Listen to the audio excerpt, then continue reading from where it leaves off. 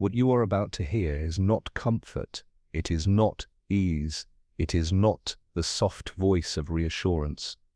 What you are about to hear is the truth. Before every great breakthrough comes a test designed not to punish you, but to prepare you, a test meant to strip you of weakness and clothe you in strength. Listen closely. Every man who has walked into greatness first walked through fire. Every man who held a crown first carried a cross. Every man who stood victorious first stood tested, often to the edge of breaking. That is no accident. That is a law. That is God's design. Think about it. Joseph did not go from dreamer to ruler overnight. He was betrayed, sold, imprisoned, forgotten. Yet every test was carving his character. Every betrayal was polishing his vision. And when the throne appeared, he was ready. Not because it was handed to him, but because he had been tested into worthiness. David was anointed king as a boy, but before the crown he faced giants, spears, caves, and nights of hiding. His tests came not to destroy him, but to forge him into the man who could hold a kingdom without letting it slip through fear. Even Christ himself, 40 days in the wilderness before his mission began, tempted, tested, pressed on every side, and only then, only after proving the strength of his obedience, did the ministry unfold in power. So let me ask you, why should your story be any different? Do you really think you'll reach your destiny without trial? Do you really believe you'll touch the life you've been called to without walking through pain, silence, and resistance? No, that's not how God writes stories, because here is the truth. Tests are not barriers, they are gateways, and only those who endure them walk into the promise on the other side. You say you want the victory, but are you willing to prove yourself in the wilderness? You say you want the crown, but are you willing to sweat in the cave? You say you want the calling, but are you willing to carry the cross? Every test is God's way of asking you one thing: do you truly want what you say you want? And if you answer yes, you do not answer with words, you answer with endurance. You answer by standing when everything pushes you to fold. You answer by holding faith when evidence is gone. You answer by pressing forward when logic tells you to retreat. That is what separates the ones who quit from the ones who are crowned, because the test is not the enemy. The test is the evidence that a victory is on the horizon. Nobody is tested when nothing is coming. God does not waste tests on empty futures. He only tests those he intends to trust with more. So the next time you feel pressed, delayed, resisted, betrayed, remember this: you are being trusted with a test because you are being prepared for a win. Say this aloud: I do not break in the test, I rise in the test. God's tests prove me, shape me, and prepare me. My breakthrough is near. And when you live that truth, when you begin to see resistance as evidence of coming reward, you walk differently. You stop asking, why me? And start saying, thank you for preparing me. This is not punishment. This is preparation. This is not denial. This is development. This is not God's rejection. This is God's refinement. And the moment you see it that way, the test loses its power to terrify you, because now you know if the test is here, the win is near. If you want to understand God's tests, you must understand the wilderness. The wilderness is not a place of comfort. It is not a place of applause. It is not a place where others see you and celebrate you. The wilderness is silence. It is delay. It is uncertainty pressing against your chest like a weight, and yet it is holy, because the wilderness is where God does his deepest work. It is where he removes distractions, kills pride, breaks idols, and teaches you dependence not on the crowd, not on your own strength, but on him alone. Look at Israel. They had a promise of a land flowing with milk and honey, but before the land there was the wilderness, not because God wanted to hurt them, but because he wanted to prepare them. In the wilderness they learned trust. In the wilderness they learned in the wilderness their old slave mindset was supposed to die, so they could enter as free men. But many failed the test. They complained, they doubted, they worshipped false gods, and so they circled for 40 years while only a remnant crossed over. Understand this: the wilderness is not optional. It is a law of destiny. You cannot bypass it. The only question is whether you will pass through it or perish in it. Moses endured it, David endured it, Christ endured it, And if you want your promised land, so must. But here is the secret. The wilderness is not punishment. It is promotion in disguise. The silence is not God's absence. It is his classroom. The delay is not denial.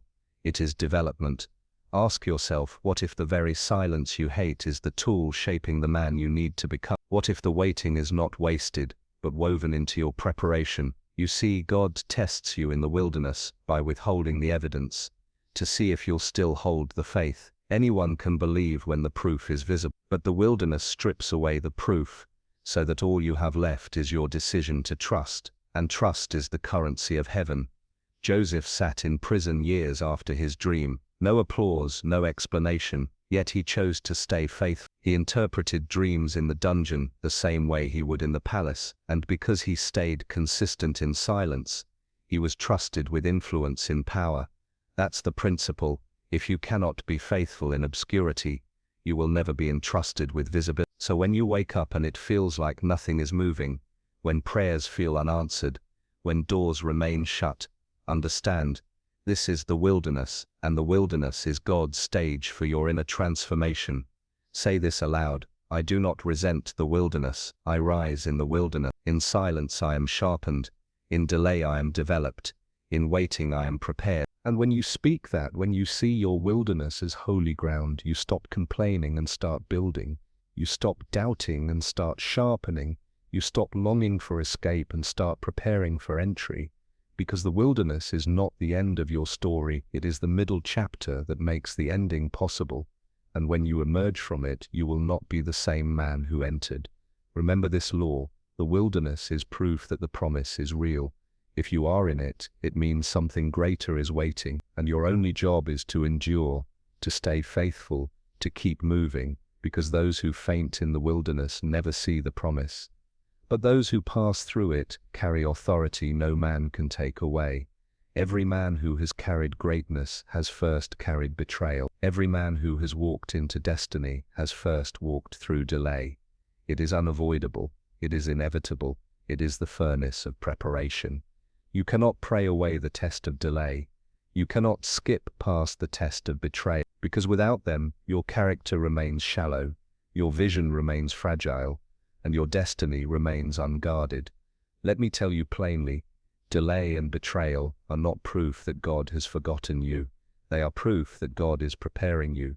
Look at Joseph. He dreamed of greatness as a boy, his family bowing before him, his life marked by favor.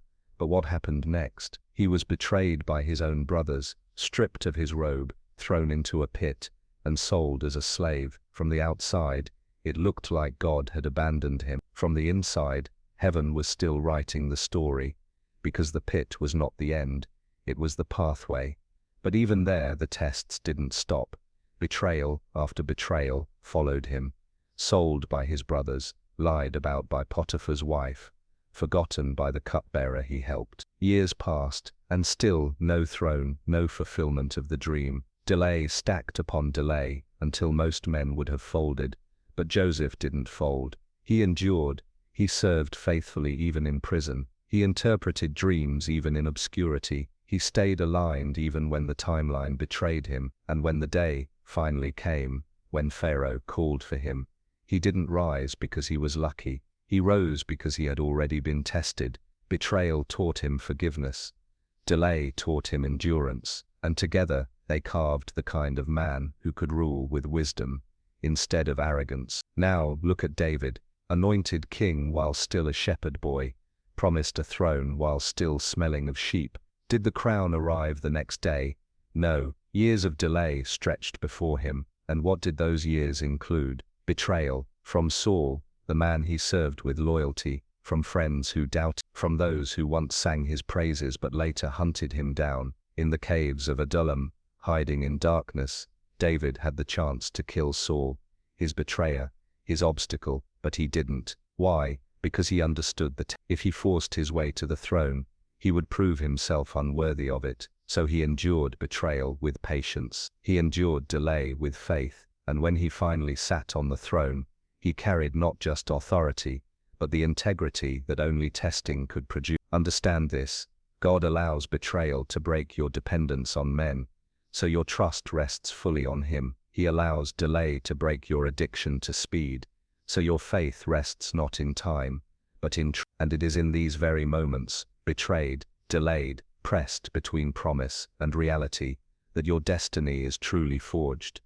Now let me ask you, how do you handle betrayal? Do you let bitterness rot your soul, or do you rise above it, understanding that man's rejection is often God's redirection? How you handle delay? Do you quit when the waiting stretches too long, or do you keep building, keep serving, keep sharpening, knowing the promise cannot die as long as you don't fold? Because here is the law. Delay is not denial, betrayal is not burial. They are tests, and if you pass them, the throne is inevitable.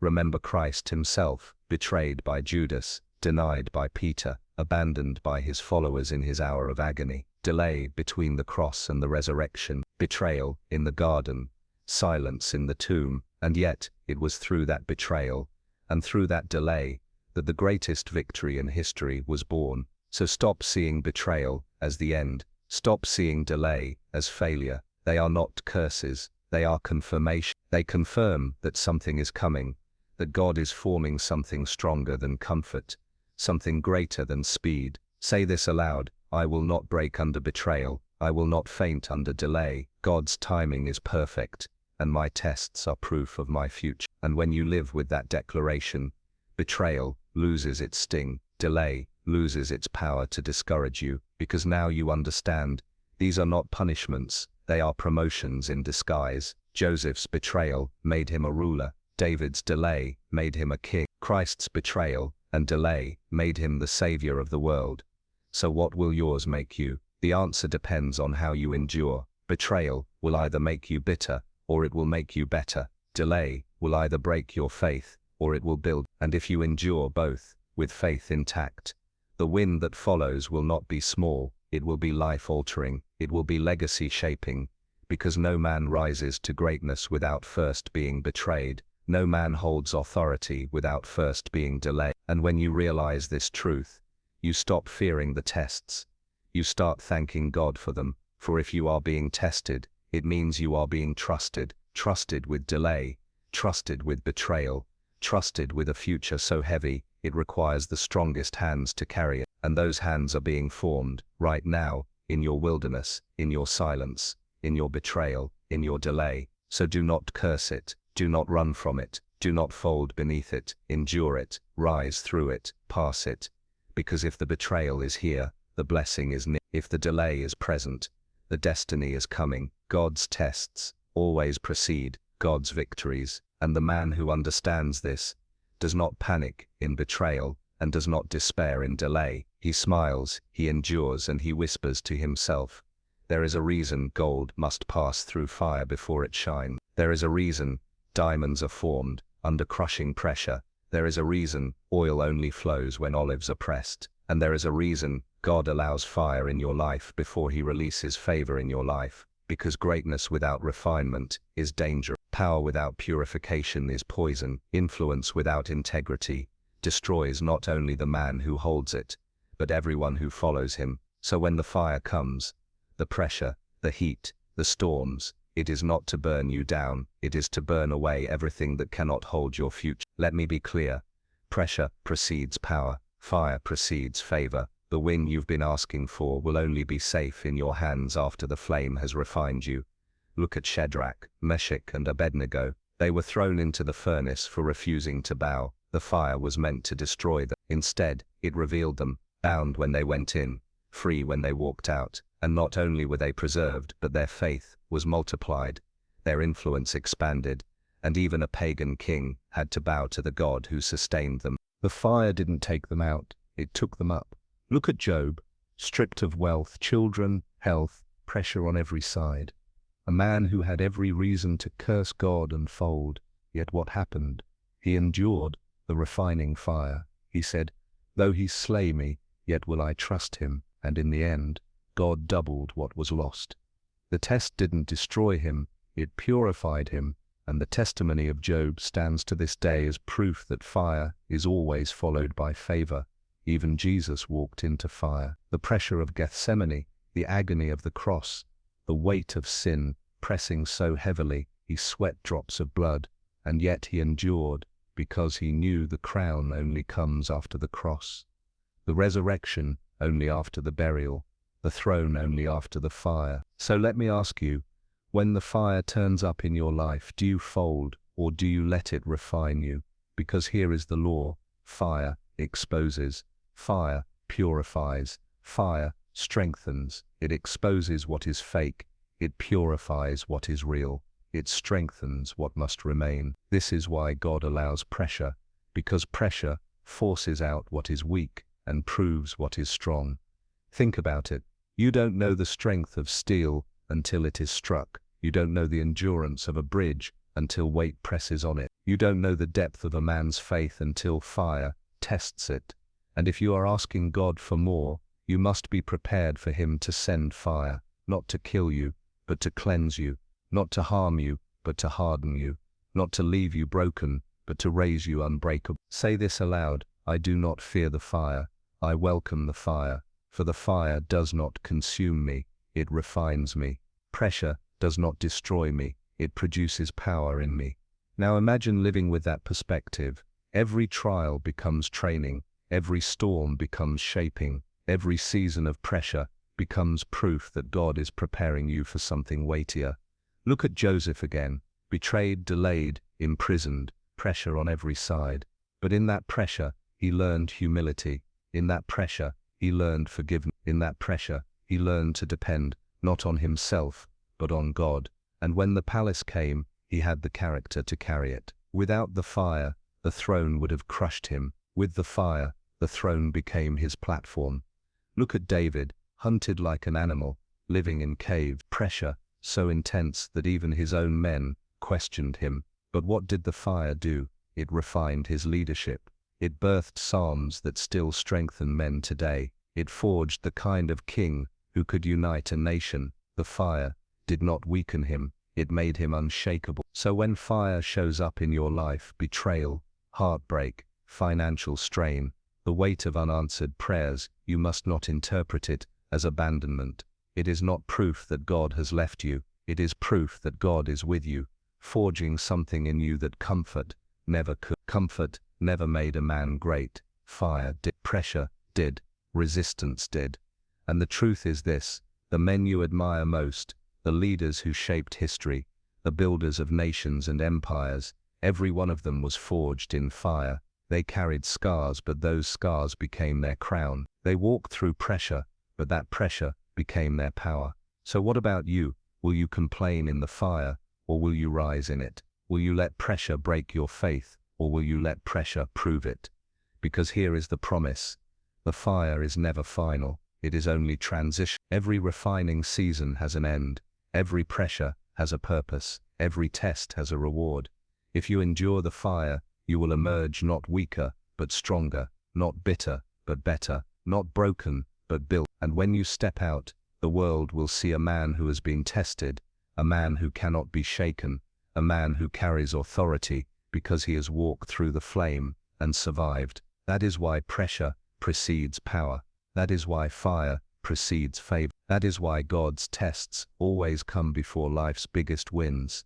So lift your head in the fire, square your shoulders under pressure, whisper to yourself, even when the heat rises: this is not the end, this is the refining fire, and when I emerge, I will There is a test that breaks more men than betrayal. There is a test that crushes more spirits than delay. It is not the test of enemies, not the test of loss, not even the test of fire. It is the test of silence, when heaven grows quiet, when prayers echo back without reply, when you search for a sign and find none. Silence is the sharpest test, because silence makes you wonder if God is still there. But hear me, God's silence is not his absence. God's silence is his strategy. Think of Abraham, promised a son, promised a legacy, as vast as the stars. But after the promise came silence. Years stretched on, his body aged, his wife's wound closed tighter with time. No angel showed up every week to remind him. No voice thundered daily from heaven. Silence. And yet in that silence Abraham was tested. Would he hold faith when there was no evidence? Would he trust when time mocked him? And because he endured the silence, he became the father of faith. Think of Job, stripped of family, health, wealth. His friends mocked him, his wife told him to curse God and die, and from heaven, silence, no explanation, no comfort, no voice breaking through the storm. Yet Job endured. He said, though he slay me, yet will I trust him. And when the silence ended, restoration came double. Think of Christ himself, hanging on the cross, bearing the weight of sin. And in his agony he cried, my God, why have you forsaken me? Silence. The Son of God felt the crushing weight of heaven's quiet, and yet he stayed faithful through it. And 3 days later, silence broke into resurrection. This is the principle. Faith is not proven when God speaks. Faith is proven when God is silent.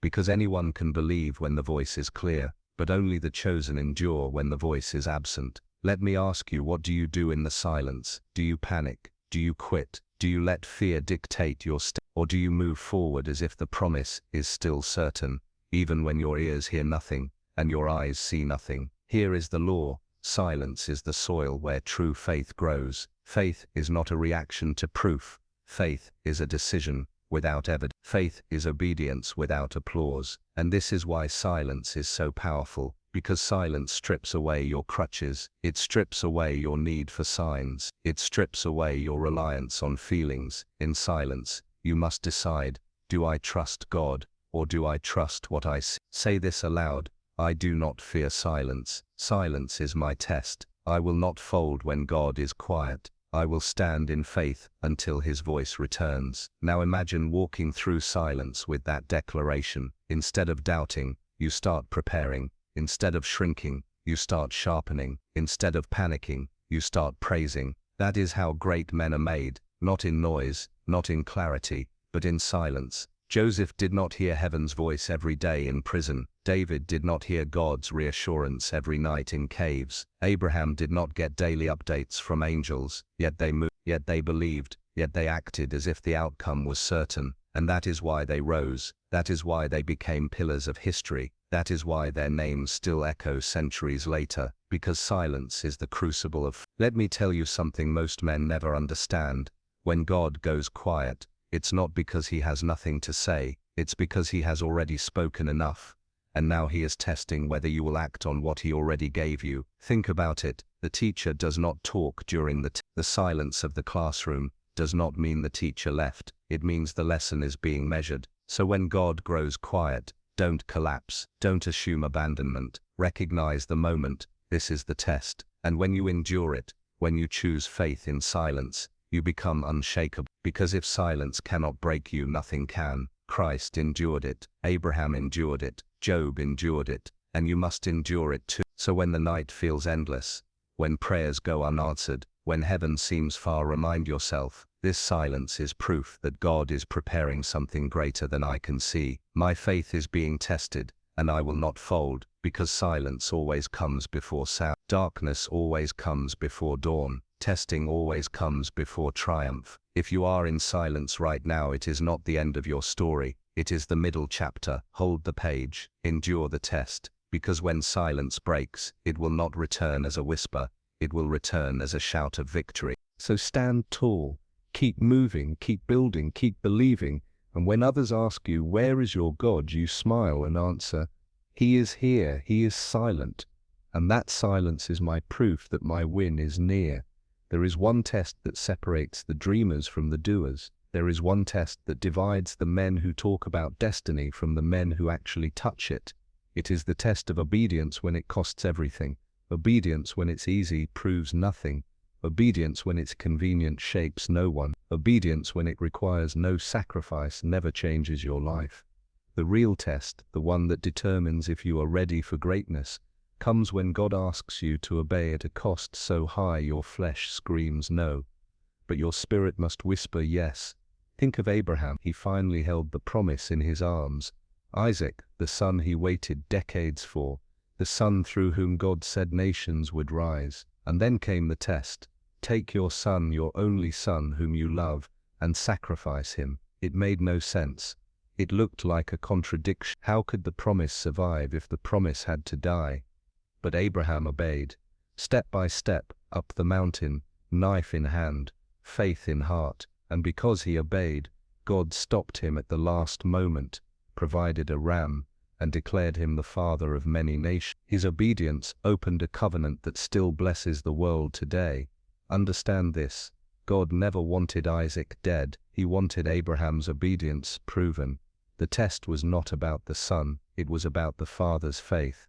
Now think of Noah. God told him to build an ark when no rain had ever fallen. Decades of obedience to an instruction no one understood. Neighbors mocked, friends questioned, family doubted, yet Noah obeyed, plank by plank, hammer strike by hammer strike, and because he obeyed, his family was saved, and the earth was preserved. Obedience when it costs everything, that is the test. Even Christ faced it in Gethsemane, sweating blood under the weight of the cross. He prayed, "Not my will but yours be done," and because he obeyed, salvation was opened for every generation. His obedience cost him his life, but it won him the resurrection. So let me ask you, what has God told you to do that you keep delaying because it costs too much? To let go of a relationship that weakens you, to leave behind comfort and step into calling, to sacrifice habits that entertain your flesh but poison your spirit, to build something even when the world calls you crazy. This is the test, and until you pass it, the win will not come, because here is the law. Obedience unlocks overflow. Disobedience delays destiny. Delayed obedience is disobedience. Partial obedience is disobedience. True obedience is total, immediate, costly.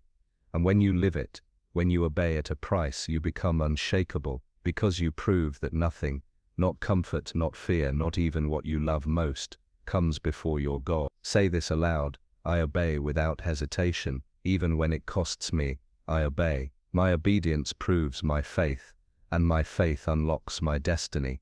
Now imagine living that. No more bargaining, no more negotiation, no more saying, "I'll do it when I feel ready." You move at his word, you act at his command, you obey even when your flesh resists. That is how destinies are born. Moses obeyed and faced Pharaoh when it could have cost his life. The Red Sea parted. Joshua obeyed and marched around Jericho in silence when it made no sense. The walls fell. Peter obeyed and stepped out of the boat when logic said he would drown. He walked on water. All of them faced the same test. Will you obey even when it costs everything? And because they obeyed, they touched the impossible. So do not think you will be the exception. You will face the same test. And when it comes, do not shrink, do not delay, do not negotiate. Move, obey, trust, because the cost of obedience is always smaller than the cost of disobedience. Abraham's obedience cost him a walk up a mountain. His disobedience would have cost him a legacy. Christ's obedience cost him a cross. His disobedience would have cost salvation for the world. Your obedience today might cost you friends, comfort, pride, or possessions, but your disobedience could cost you your destiny. So make your choice, and when the test comes, whisper these words to your own soul: I do not hesitate. I obey, even when it costs me everything, because on the other side of obedience is my biggest win. There is a test most men overlook. It is not the test of war, not the test of giants, not the test of betrayal. It is the test of the unseen, the test of the hidden place, the test of character in private. Because here is the truth: before God ever trusts a man with a platform, he tests him in the shadows. Before God ever gives a man influence, he proves him in obscurity. Before God ever hands you a crown, he watches what you do when no one is looking. You see, character is not built in the spotlight. Character is built in silence. Integrity is not forged on the stage. It is forged in the secret hours when no applause is coming. And until your private life can carry the weight of your public life, God will not release the next level. Think of David. Before he was a king, he was a shepherd, alone in the field. No audience, no recognition. And what did he do? He fought lions. He fought bears. No one was watching. No one wrote songs about it. Yet he gave his best in private. And because he was faithful in the field, God trusted him with the giant. And because he was faithful with the giant, God trusted him with the crown. Understand this: the way you handle the small and hidden battles will determine if you're trusted with the big and visible ones. If David ignored the lion, he would never have had faith for Goliath. If he ignored the bear, he would never have carried the courage for the battle. The hidden battles were the test. Think of Joseph, in Potiphar's house. No one from his family was watching, no crowd to hold him accountable. Yet when temptation came knocking, when he was invited into sin, he fled. Why? Because he knew the test of character in private mattered more than the reward of compromise in the moment. And because he stayed faithful in the dark, God trusted him with authority in the light. This is the law. What you do in private always determines what you are trusted with in public. If you cut corners when no one sees, you disqualify yourself for greater. If you compromise in secret, you cancel your future in silence. But if you stay faithful when it feels like no one will notice, God knows, and he records every act of integrity as preparation for the platform he intends to give you. Let me ask you, what do you do when no one is watching? Do you sharpen your craft when there is no applause? Do you maintain discipline when no one is clapping? Do you guard your purity when no one is checking? Because those moments are the true test. Say this aloud: I am faithful in private, I am disciplined in silence, I am a man of integrity even when no one sees me. My character is consistent, and God can trust me. Now imagine building your life on that standard. No duplicity, no double life, no pretending in public while decaying in private. Just one man, one standard, one character, consistent in the light and in the dark. That man cannot be shaken, that man cannot be bribed, that man cannot be bought. And that is the kind of man God raises. Moses spent 40 years in obscurity as a shepherd before he stood before Pharaoh. Those years felt wasted to men, but they were essential to God. In obscurity, he learned patience. In obscurity, he learned humility.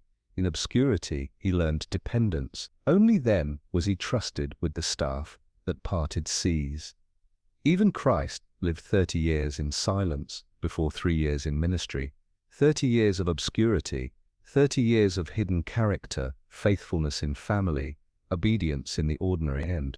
When the time came, his private preparation carried his public power. Do you see it? God hides you not to harm you, but to hone you.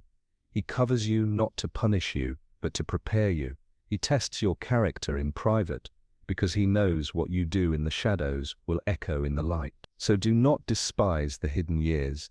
Do not resent the seasons where no one notices. Do not think they are wasted. They are the furnace of integrity. They are the crucible of character. They are the test that determines if your destiny can be trusted in your hands. Because platforms expose, crowns amplify, power magnifies. And if the man beneath cannot carry it, the very blessing becomes his downfall. That is why God tests your character in private first, so that when you rise you will not collapse.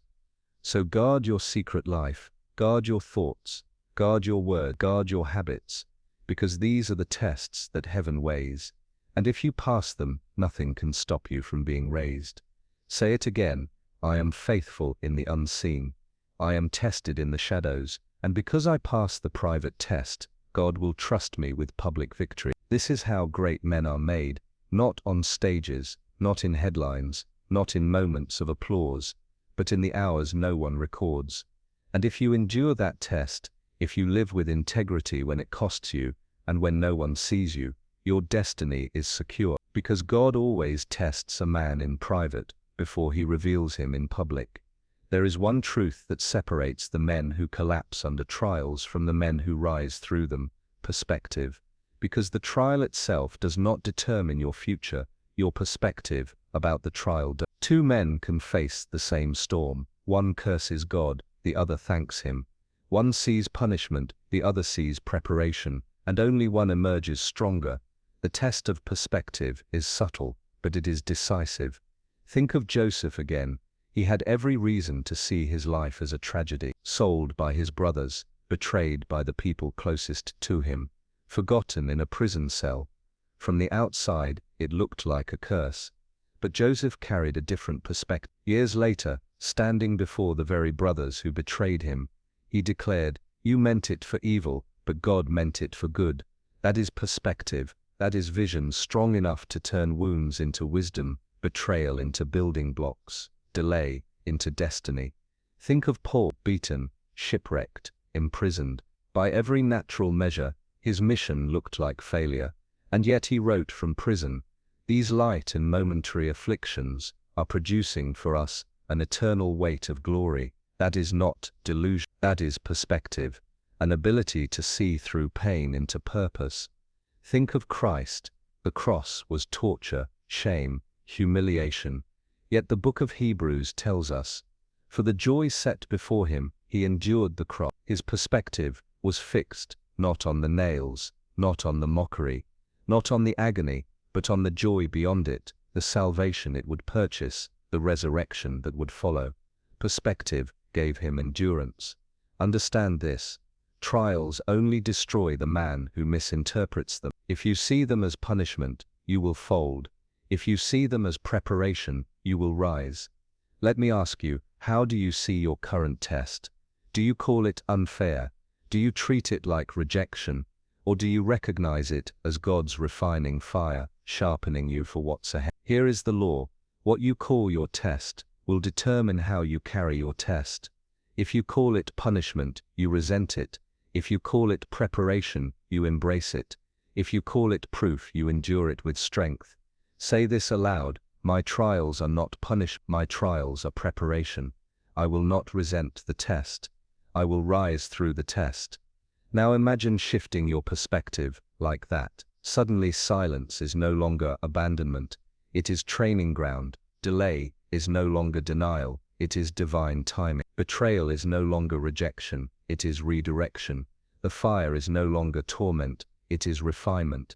This shift is everything, because the test of perspective is the filter that determines whether you fail or whether you rise. David understood this. He could have called Saul's spears punishment. He could have called his years in caves wasted. Instead, he called them training. He recognized that those years were building him into the man who could handle the throne without letting it crush him. That perspective kept him patient. That perspective kept him faithful. Job understood this. He could have cursed God, but he declared, "When he has tried me, I will come forth as gold." That perspective allowed him to endure suffering without surrender, and when the test ended, his restoration was greater than his loss. Even the disciples understood this. After the resurrection, persecution didn't break them because their perspective shifted. They saw beatings, imprisonment, and rejection, not as signs of failure, but as confirmation they were walking in the same footsteps as their Lord. And that perspective gave them courage to turn the world upside down. This is the test you must pass. Can you see through the pain into the purpose? Can you see through the pressure into the preparation? Can you interpret your trial correctly? Because perspective is power, and without it, even small tests feel unbearable. But with it, even crushing pressure becomes fuel. So ask yourself, what new perspective must you adopt today? What story must you rewrite? What trial must you stop calling punishment and start calling preparation? Because once you do, the weight lifts, the fear dies, the endurance rises, and suddenly you realize you are not being destroyed, you are being built. Say it again with power. My trials are not curses.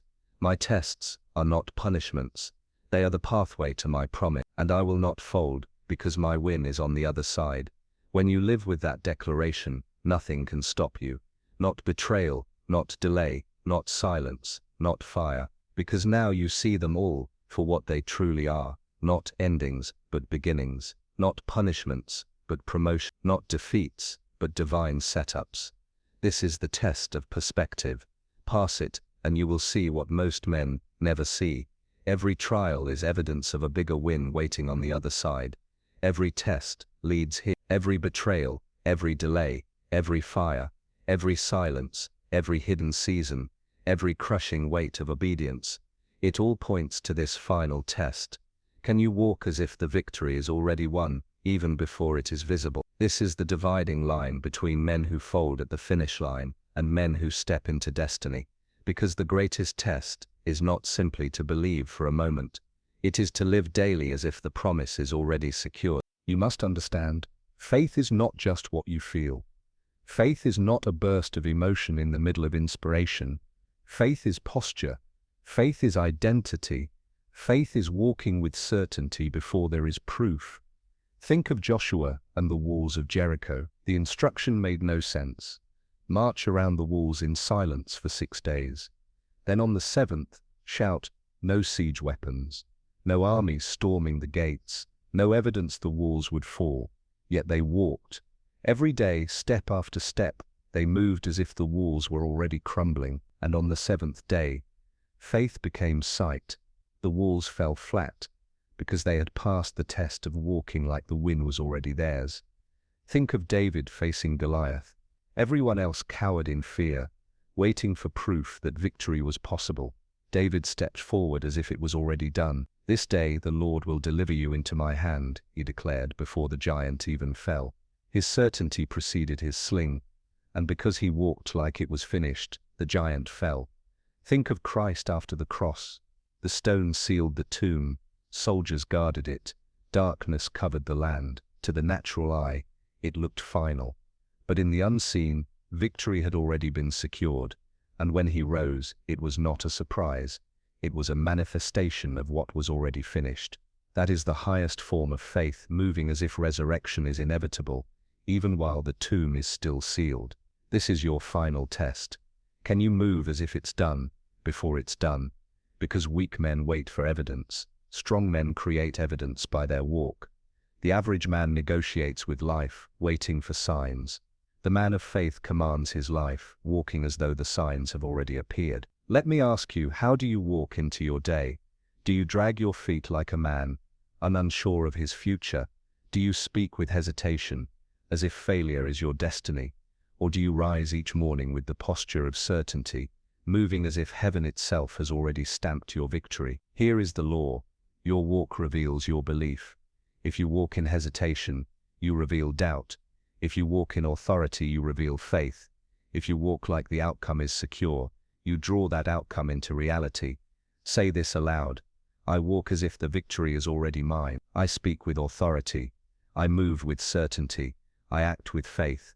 My life bends to my belief, and my belief is unshakable.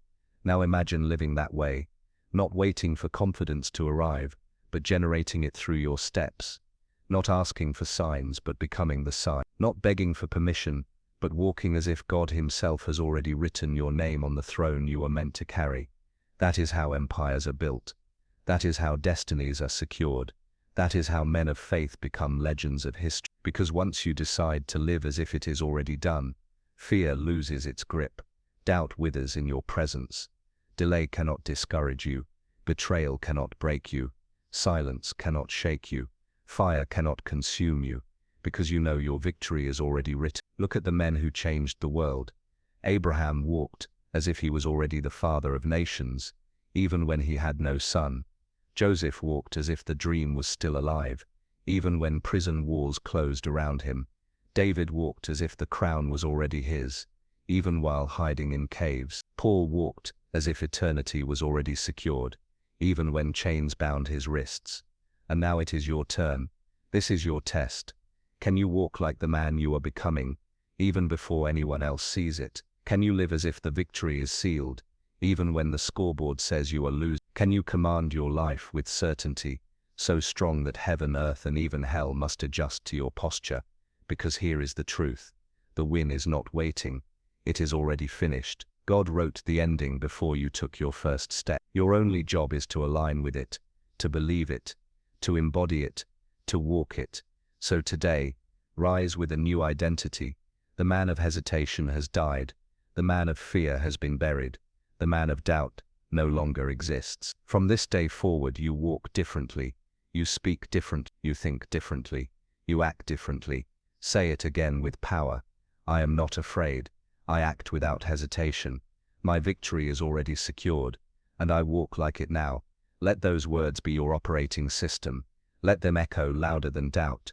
Let them burn deeper than fear. Let them carry you into every room, every challenge, every battlefield, because this is the final test. Not to wait for proof, but to live as proof. Not to see victory first, but to walk as if victory is already yours. And when you pass this test, the world will wonder what changed. They will see the shift in your eyes, the silence in your confidence, the authority in your steps, and they will know this man has been tested. This man has been refined. This man has walked through silence, betrayal, delay, obedience, fire, and now he carries certainty. Uncertainty commands destiny. So step forward now, walk as if it's done, speak as if it's done, live as if it's done, because it is. Your biggest win has already been written. Your only job now is to walk into it.